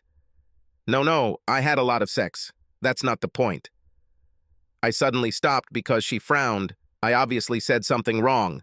I started babbling something, trying to correct my mistake. "Wait, that didn't sound right? What I meant to say is that I've had sex with several girls, recreational sex, meaningless sex, since I started dating. But I don't think I can do this to you. I can't have casual sex with you because my feelings are not casual." I was red from embarrassment, both from how awkwardly I had described my recent sexual activity and from having further revealed my feelings for her. I looked at her seriously, hoping she would understand what I wanted to say and hoping I wouldn't have to say more. She stopped frowning, but she still looked puzzled. "Are you afraid to have a relationship with me? Have something not random?" "This is all." I shook my head slowly. She still didn't quite understand. "That's not entirely the point, no. It's hard to convey what I feel." Now I spoke deliberately, choosing my words carefully. "I really want to be with you, in every sense and all the time. I want this desperately, but I know that because of your situation with Danny, it can't happen right now. I understand it. Understand. But the way I feel about you, sex with you, will mean a commitment on my part. I can't make love to you just like that. It has to be in the context of commitment. This can only happen if I can devote myself to you, and this can only happen if you reach a point where you can devote yourself to me. Is it clear? Do you understand where I'm going with this?" Now she smiled, broadly, sincerely. She cupped my face with her hands, pulled me towards her, and gave me a long, romantic kiss. "I think I understand, Matt. Sex with me would be an expression of love and a promise of fidelity. And you can't do it right now because I can't make that promise. It's like that?" I took a deep breath, feeling relieved. "Exactly, Leanne, exactly. Over the next few months, I saw Leanne as often as I could, splitting my time between her days and nights with Danny. We felt very good, and we were getting closer. Deep down, I knew I was playing with emotional fire and risking heartbreak again, but I was happier than I had been in a long, long time. It might have been smarter to back off until she was done with Danny, but at that moment I couldn't bring myself to even consider that option. All was well until July, when the 3-day weekend, including the 4th, approached. We didn't have any formal plans, but we talked, and I assumed we'd meet again. I called her several times over the course of the week to talk and agreed that we would take things according to circumstances over the coming weekend. But on Friday afternoon, I called her to find out what time I could pick her up, and immediately realized that our plans to meet were in jeopardy.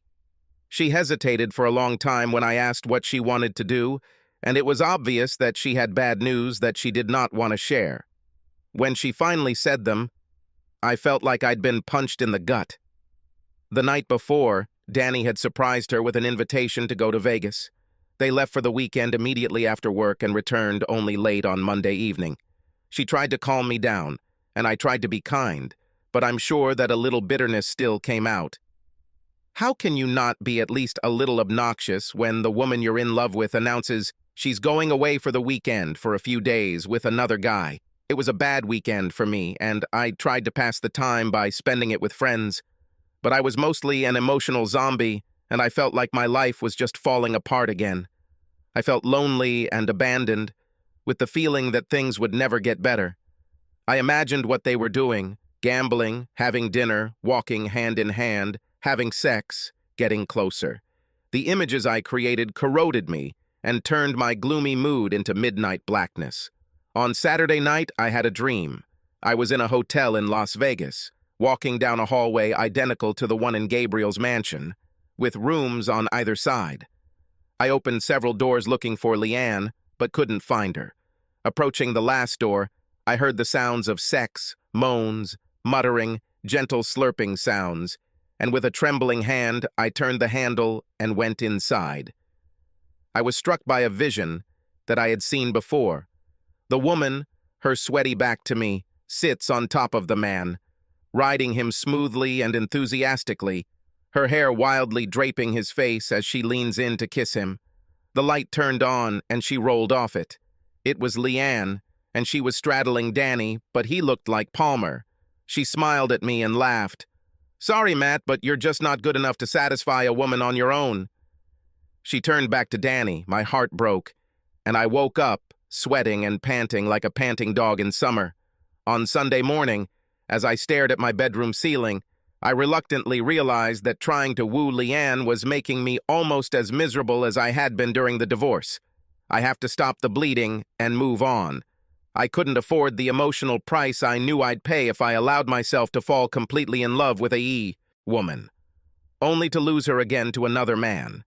If I cannot control her feelings and actions, then at least I can control my actions. I had to put a tourniquet on this relationship. She called me late Monday night when she got back, but I didn't answer then, or when she called several times on Tuesday. I probably acted like a coward because I didn't want to tell her about my decision, but on Wednesday, I forced myself to talk to her. "Hey, Matt, I tried to call you. Is everything okay?" I was careful and circumspect in my responses. "Yes, everything is fine. How was Vegas?" She didn't answer right away, and I suspected she was formulating an appropriate response, something truthful that wouldn't hurt me too much. "It was fun. A little gambling, dinner. Went to a couple of shows and everything. Although not the best time of year to travel to Vegas, it was really hot." The conversation continued, but I was not very talkative. I guess she was waiting for something, maybe an invitation to meet, but I didn't offer it. Finally, she asked when we could meet for a date or just spend time together. I took a deep breath. "Well, Leanne, I don't even know. I think it would be nice if we stepped back a little from each other. Maybe let's give each other some space." I heard her sigh quietly over the phone. Her voice trembled slightly. "Why, Matt?" "Leanne, listen, I don't think I feel comfortable if we keep this up.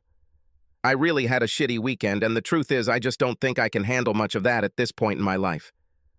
I've had a lot of heartache over the past few years, and I wish I could do without it." I heard sniffling and a slight cough. "It's clear. So you're just mad at me for going to Vegas?" "Sorry this was last minute. I didn't know what to do. Danny already bought the tickets, and Leanne, it's not just that you went away for the weekend," I interrupted her. "The thing is, this trip finally made the reality of your relationship with Danny clearer to me. I think I was cheating myself by ignoring the fact that you are in a pretty intense relationship with another guy, intense enough to fly away for a weekend getaway. And now, I'm not fooling myself," I continued. "I guess I thought you were in a relationship that was fading, something casual enough that I could live with. But looking back on the last few weeks and this trip, I see that this is not the case. I see that both of you are making quite a lot of effort to try to move forward. And that's great. That's great. I'm in no position to complain because I knew about it when we first started dating and went into it with my eyes open. You didn't hide anything or lie. But still, I think that maybe I've got it all wrong, and I'm finding that being the other guy isn't very good for me right now, so I have to back off. Think about it, Leanne. Maybe it will be good for you too. You won't have to juggle your schedule or come up with excuses, and I won't be some kind of obstacle between you and Danny." She listened to me, letting me speak, breathing unevenly, as if she was trying to suppress sobs. Finally, when I stopped, she spoke. "Is that what you think? That you are some kind of obstacle? That you were just some other guy that I used for fun or something? When we were together, what did I do to give you that impression?" "I don't know, Leanne. I don't know what you think about me or us, so please tell me, who exactly am I to you? Because honestly, I can't understand it." She began to cry. "I was trying to find out, Matt. I thought we were trying to figure out who we were, what we can become." My heart sank because she sounded so upset, but I reminded myself what this conversation was supposed to be about and repeated my version. "Look, I'm not trying to be a jerk or give you an ultimatum or make you feel bad, but I can't keep doing this right now. Like I said, I think it would be better for both of us to simplify what's going on, and in reality, that means you and I need to step away from each other. If we do this, it won't hurt me as much, and you won't have to work next to me while you try to deal with Danny." Leanne whimpered some more. "I guess I didn't know you were in so much pain, Matt." But I was, and there is, I thought, saying goodbye and hanging up. Over the next few weeks, I tried my best to immerse myself in work. I had another fairly important task that required a lot of time and concentration, and I was grateful for the distractions. This helped the days pass a little more calmly, and the late returns home made the nights a little shorter. On weekends, I would go to my friends' houses to hang out with them and try not to be Mr. Gloomy. Julie and Sally were sympathetic to me, although they did not give me peace at first. Julie felt that I shouldn't give up, that if I waited, her relationship with Danny would almost certainly fail, and we would end up being perfect for each other. I expressed my doubts that she would be able to forget Danny anytime soon, or ever. I made it clear that it was very difficult for me to stay away from her, and that I had no resentment toward her, but that I simply could not pay the emotional price of continuing to pursue her. I remember Julie saying, "The price of regret is also quite high." And so it all happened again. Loneliness at night, pain, thinking about the woman I really care about spending her time with another man, trying to drown out the pain by working hard and pretending that when I'm at home, cheering on my favorite baseball team and playing video games is enough to make me happy. I was miserable. One evening, about a month after this, I was awakened from my dead sleep by the sound of a mobile phone. I looked at my watch, saw that it was already 2 in the morning, and without answering, I went to bed. But I started to think that at a time like this, it could be something very important. Maybe my mom or dad was sick or something like that, so I picked up the phone and saw that I had received a text message. It was from Leanne and was very simple. "I miss you so much." I probably stared at those words for about 20 minutes, thinking about her, wondering what she was doing and why she was writing to me now in the middle of the night. I imagined that she had had a rough night and that she must really need a friend. Suddenly, this self-exile became meaningless to me. I'm lonely, unhappy, and obsessed with her. And she wants to be with me so much that she sent this SMS at this hour. She didn't betray me, just couldn't give me the reassurance I needed as I allowed myself to become even more attached to her. And I wrote back to her, "I miss you too." The next day I called her, and after a few awkward moments we talked as if nothing had happened. We talked and texted for a week, and eventually I asked her out to dinner. This led to more dates and more time together, and soon we were spending several nights a week with each other. She was still dating Danny, but her dates with him were becoming very sporadic, and a couple of times she turned down dates with him to be with me. By this time it was mid-September, and we had a Friday night date, dinner, and one last outdoor concert before the summer faded completely. After the concert, we walked through the park, holding hands, talking, laughing, and kissing. Somewhere around midnight, we went to a late-night coffee shop and ordered dessert, holding hands at the table, unable to take our eyes off each other. The conversation did not stop for a second. Eventually, it got so late that the date had to end, but neither of us wanted to say goodbye. I desperately wanted to take her home, but I knew that if I did, we would almost certainly end up in bed together, and without a firm commitment on her part to be exclusive, I felt it would be a mistake to make myself too vulnerable. She was disappointed when I said I'd better take her home, but made me swear that we'd see each other later in the day since it was already early Saturday morning. It wasn't hard to promise. Leanne took the earliest opportunity to make good on my promise, showing up unexpectedly around 8 in the morning, laughing at me when I answered the door in an old robe, unshaven and unkempt, and announcing that she was going to start the day right. She said she wanted to show off her cooking skills, and while I showered and shaved, she cooked a couple of omelets and scrambled eggs. Over breakfast, we chatted animatedly and playfully argued about what we should do that morning. We finally decided to visit the planetarium and spent the morning and part of the afternoon watching presentations about the stars and planets. Around mid-afternoon, we grabbed a bite to eat at a nearby sandwich shop and then took a short walk in the nearby park. The conversation dragged on a little, and in the silence I saw Leanne biting her lip, contemplating something she clearly wanted to say. Her hesitation bothered me because I didn't want to hear anything complicated. "Matt, I need to tell you something," she began.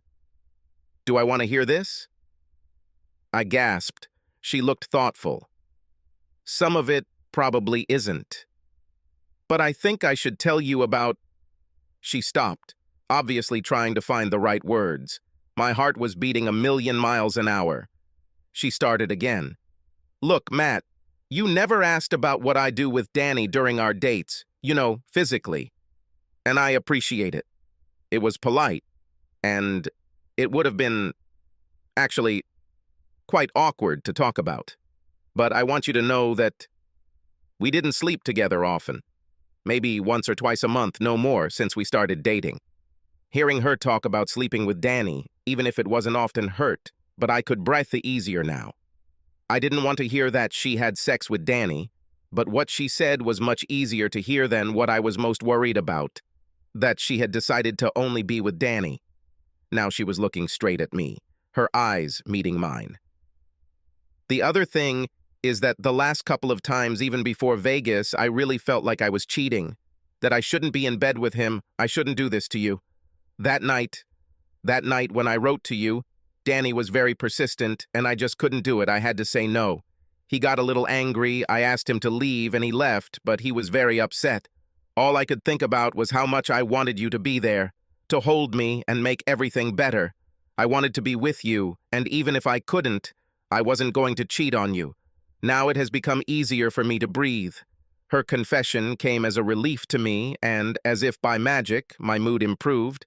I smiled and even felt a little lightheaded. Matt, one more thing, and I know it's none of my business. She paused, biting her bottom lip in uncertainty, and looked like she wanted me to save her or something. It's stupid, but I had no idea what she was trying to say. What? That's all I could say. She blushed and continued. I know that you had a lot of girlfriends before me, and I would like to know if, well, since we've been dating, you have a girlfriend. Now I get it. But the sneaky part of me wanted her to squirm a little. She's cute when she squirms. What do I have? I asked, trying, but failing, to keep a straight face. I found myself grinning, having a hard time not laughing. She realized that I was mocking her and playfully hit her on the shoulder. I can't believe you're going to make me ask you. She raised her eyebrows and her eyes glared into mine. Okay, Matt, did you have a lot of sex? As she waited for an answer, her face softened into an expression of confusion, hope, fear, and perhaps curiosity. Oh, yeah, I guess I'll say I did. Quite a lot, actually. Her face darkened, and I quickly added, of course, every time I was alone. I pointed with my eyes at my right hand, bending and unbending it a couple of times. A look of understanding and relief appeared on her face, and she laughed lightly. She took my right hand and, looking at it, said, I think I should envy you, because you have already almost completely taken possession of my mat. I sucked in a breath and made an expression of discomfort on my face, pretending that it was difficult for me to say something. Leanne, it wasn't just the right hand there. I don't know how to tell you, but I was also left-handed. Sorry. I just couldn't help myself. She laughed again, hugged me, and kissing me tenderly after each word, said, From this moment, your hands will touch me and not you. She ended with a long, sensual French kiss. I wanted to say something incredibly erotic and romantic. I wanted to amaze her with the depth of my feelings and give her something that she would remember forever. I wanted to be Keats, Don Juan, and Cyrano de Bergerac rolled into one. But at that moment all I could say was, how about you come to my place? She was still breathing heavily, looking at me with loving eyes, and hugging me as if she didn't want to let go. But then she said something that I didn't expect at all.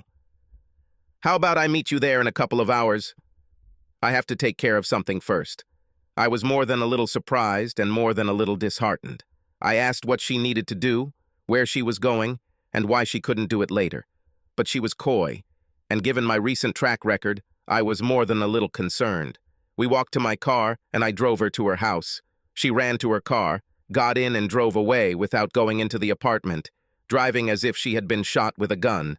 Her sudden departure had me thinking a million miles an hour. Naturally, I imagined that she had something more important than being with me, and I felt pretty lousy about it. In 10 minutes, I went from being sure that she wanted to be with me to not being sure about anything. I went home, grabbed a beer, collapsed on the couch, and started watching some old movie. 2 more beers, a ham sandwich, another old movie, and I was sure I'd be spending another night alone when my front door slammed open. It was so loud and unexpected that I jumped up from the couch, thinking it was the police or something worse. Leanne burst into the living room, hugged me, and kissed me deeply. "Missed you," she said, and started rummaging through her purse, eventually pulling out a huge pack of condoms, which she threw on the coffee table, and kissed me again. "Why are there so many condoms?"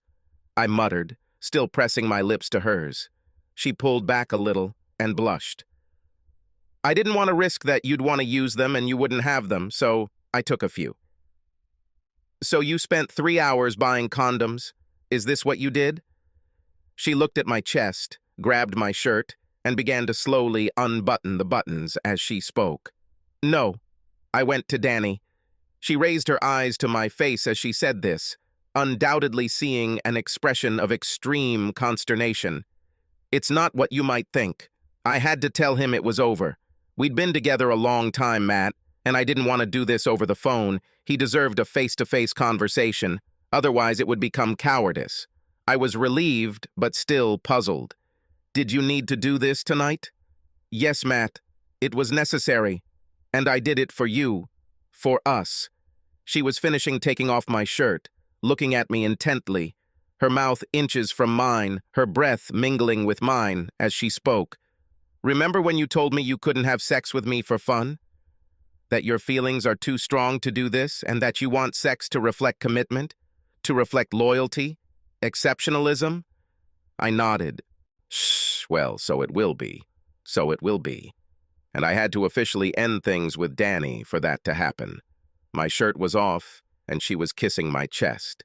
Between her kisses and her hasty explanation that carried some of the life-changing implications of our relationship, I found it hard to think. "So, that would mean that—" I couldn't say anything else. "That would mean that I want you to be the last man I make love to." She looked at me and raised her eyebrows. "And it would certainly be better if that meant that I would be the last woman you would be with." By this time, my pants were halfway down my legs, and she reached for my manhood and began caressing it with long, sensual, luxurious strokes. All I could do was smile, nod dumbly, and reach for her blouse. A few minutes later, we were in bed, naked, kissing and caressing each other with some desperate desire and anxiety. I kissed her neck, chest, stomach, thighs, legs, and then began to move up again, stopping at her crotch, where I spent some time blowing, caressing, and kissing. It didn't take long before she moaned, and then nearly screamed, her hips bucking against my face like a rodeo horse. I continued to press my mouth against her until her hips slowed and then stopped, and I crawled towards her to level my face with hers, kissing her cheeks, neck, and shoulders, avoiding her mouth in case she didn't want to try herself. She didn't want any of this. She pulled my face towards hers, and we started kissing deeply again. Then I needed her more than ever in my life, and I slowly took her. Then our pace accelerated. It wasn't the kind of sex that people do for pleasure. We did what lovers do, what couples do, fenced off from the entire outside world, when they want to be with only one person, when they almost want to be the only being in the world. I wanted it to last forever, but when she arched her back again and screamed at me, I followed her. We lay panting, kissing, smiling and giggling over small talk, whispering quiet, "I love you," for quite some time. Then we did it 2 more times, each time with almost as much pleasure as the first, and stayed asleep in bed until late Sunday morning when we did it again. We never used condoms. Over the next few days, Leanne moved into the semi-detached house with me. She placed her clothes where Megan's used to be, as well as her makeup and shoes. We ate together, watched TV together, showered together, and slept together. It felt like marriage to me, and after months of being in this relationship, I didn't see the point in not making it official. I asked her to marry me at the same Italian restaurant where we went on our first date, and she responded by throwing herself across the table to hug me, spilling water on the tablecloth and getting red sauce all over her blouse. We went to her parents' house for Thanksgiving so they could meet me. They were obviously a little concerned that Leanne had jumped into another relationship too quickly, and were also a little worried about my divorce. But they stopped worrying when they saw us together, and after Leanne explained the circumstances of my divorce in a private conversation. I was nervous, but I think I made a pretty good impression, and by the end of the weekend, her family was treating me like an old friend, and her parents were already asking about our plans for kids. Leanne and I didn't delay our engagement and got married in a small village chapel on a crisp, snowy Saturday in February. The wedding was small and intimate, attended by family members and a few close friends. I had a hard time choosing a best man, so Bill and Greg shared the duties, with Sister Leanne serving as the bride's best man. Julie and Sally were the bridesmaids, and, as expected, they practically took over the wedding preparations, dealing with details that neither Lena nor I particularly cared about. The day after the wedding, we flew to St. Thomas and had a very relaxing and memorable honeymoon. We had such a good time that we promised each other we would return, perhaps for our 10th anniversary. Over the next few years, Leanne and I saved money and eventually bought a house. It was a renovated house with 4 bedrooms, a beautiful porch, and a large yard with trees and a flower bed. The day we closed, Leanne announced she was pregnant, and by the time we had remodeled the entire interior of the house, there was a baby boy in the freshly painted nursery. Our lives changed with the birth of Tommy, but I couldn't be happier. We were becoming the family I had always dreamed of. Shortly after Tommy was born, there was a shootout at Gabriel's house. It turned out that some guy's wife made a scene with one of Gabriel's friends, and he was not as phlegmatic about it as I was. He pulled out a gun and, after shooting Jordy in the leg, walked through the house until he found his wife and her lover, whom he shot before turning the gun on himself. I think his wife survived and Jordy was okay, but the shooter and his lover were both killed. The trial was full of juicy details and, as expected, became big news, even making national headlines. I'm guessing the Putnam family wasn't too happy about the publicity and gave Gabriel an ultimatum, forcing him to sell the mansion and essentially banishing him back to the family compound in Ohio. Around the time of the trial, I was at a party at Bill's house and recognized Charles Taylor and his wife. I came up to say hello, and he remembered me. We talked for a bit, and he seemed genuinely happy with how things had turned out for me. As I was about to leave, he smiled and asked what I thought of Palmer. To be honest, I haven't thought about him for a long time. What do you mean? Well, I don't think you heard, but he got divorced. His wife finally left him because of cheating. No, and that's the funniest thing. They had this, open marriage, and I think eventually she got tired of Palmer and fell in love with one of her boyfriends. Anyway, she had an ironclad prenuptial agreement, so Palmer was damn lucky when she left him. So what happened then? Him and Megan... No, I don't think so. He interrupted. He had to leave town to find a job, and I'm sure he left alone. It turned out that he had 0 skills as a lawyer, which should not surprise anyone. I think he works 9 to 5 at his brother's hardware store in Pittsburgh. Funny, right? Yes, probably. A bit of a downgrade, huh? Taylor laughed and winked. I remembered what he told me in his office on the day of my divorce and realized how right he was. Things didn't work out between my former rival and Megan, and while it was interesting, I didn't need to know about it to be happy.